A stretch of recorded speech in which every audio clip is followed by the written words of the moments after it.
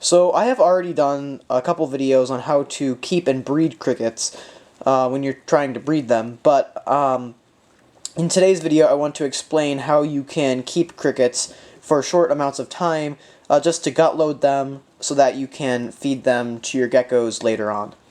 So today I have 35 extra large crickets from a pet store. These are adult crickets near the end of their lifespan, and they're the perfect size for my adult female leopard gecko, Lynetta. They're also good sizes for a lot of other large insectivorous reptiles, including bearded dragons or other reptiles of that size.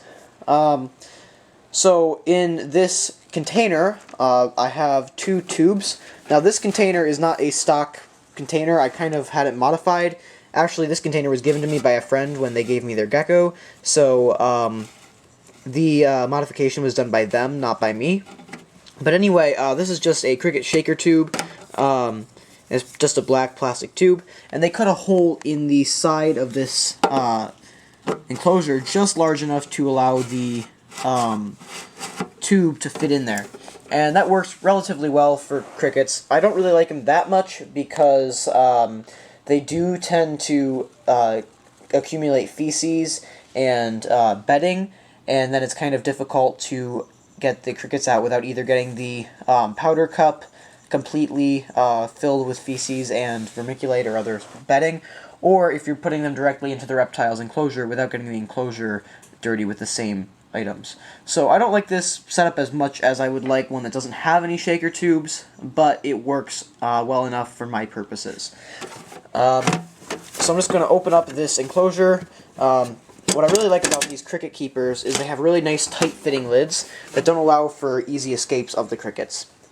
Now, after this thing is open, I'm actually going to remove the cricket shaker tubes, and that's because I don't want them to become buried in vermiculite. I want them to be able to, I want the crickets to be able to get in there and hide.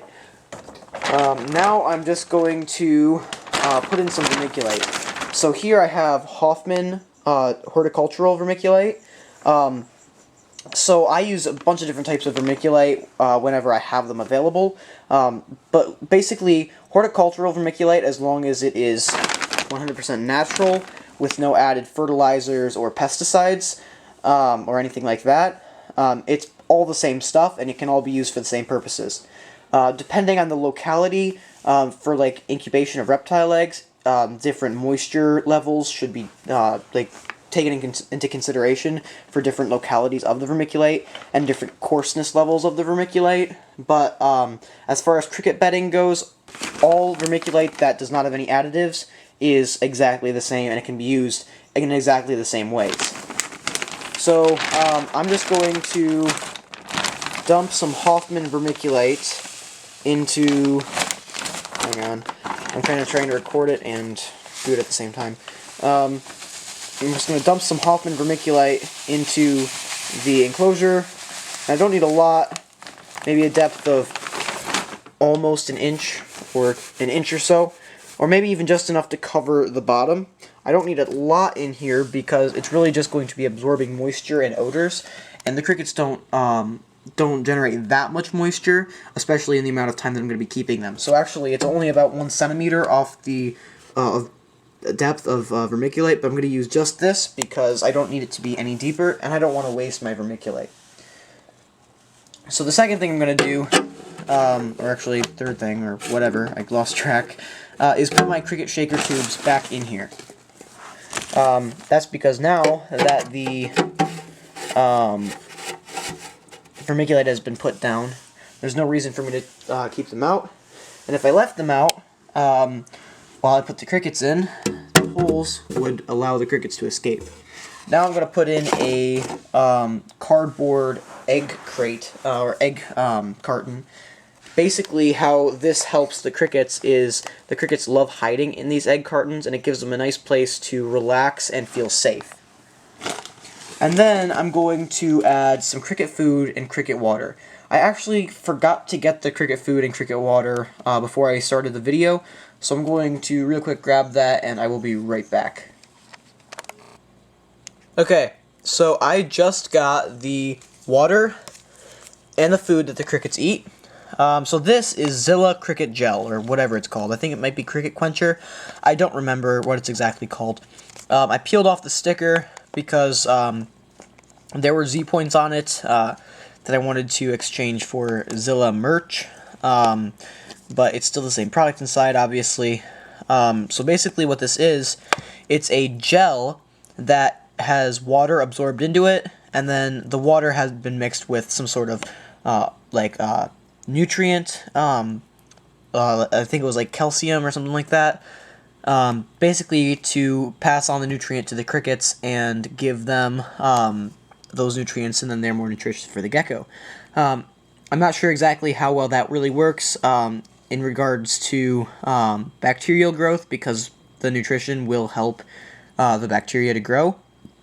But at least for short amounts of time using it, it works relatively well. You can also use for water, you could use a wet sponge, which does harbor bacteria really, really well, so you really want to steer clear of that. Or you could just buy garden crystals, which I do have some of those. Not with me right now, but you can just buy some of them off of Amazon for relatively inexpensive. I think around $16 to get enough to make 24 gallons of these water crystals, and the crickets don't need a lot. I've already put the water into the crickets' enclosure, and this is really all they need for at least a couple of days. Which may look like a lot, but when you're comparing that to 24 gallons of the stuff, it really isn't that much at all. Then for food, right here I have Fluker's High Calcium Cricket Diet. So basically what this stuff is, it's a powder that has mostly corn and soybean husks in it.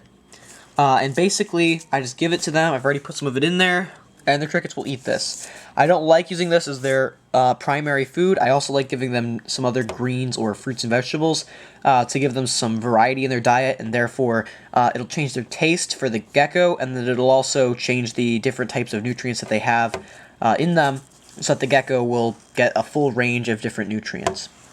So although I do like giving them this, I also like giving them greens, fruits, just a bunch of other foods. So this is the completely set up enclosure. The one thing it's missing is the crickets. So I'm just going to put in these crickets real quick. I'm just going to puncture the bag at one point, and then tear the bag open so that I can have a doorway for the crickets to escape through, and then just shake it out into the enclosure. This is the first time I've ever tried to do it one-handed. It's generally a lot more efficient when you do it with two hands because you can use both hands, but I got them in there. So that is a full enclosure of crickets. Okay, so here's the cricket enclosure completely finished with the crickets inside of it. As you can see in this corner here, the crickets have already found their water and their food sources and their hiding places, and they're already making use of them. The water more than anything else. So basically, I can probably keep up to 45 crickets in this enclosure with this size crickets. I have 35 in here, but could probably keep up to 45, like I said. If I was to increase the amount of roaming and hiding space in the enclosure by adding more egg flats, I could probably keep closer to, say, I don't know, double or triple the amount of crickets, because it would be probably doubling or tripling the amount of floor space. So around 120 crickets in here. So that's pretty good. When I can keep 40 now, I can keep 120 then. So that's a pretty good capacity for such a small enclosure. If I was to decrease the size of the crickets, I could keep even more crickets in here because they're smaller. But that's not really very smart, because you'd have to pay for more crickets in that case to begin with. So although you could keep more crickets, you'd have to pay more to begin with. So I recommend, though, putting more egg flats in here than you think is necessary, because the crickets definitely make use of them, and it definitely really helps their longevity as well as the capacity of the enclosure. So yeah, this is how I like to create my crickets enclosures.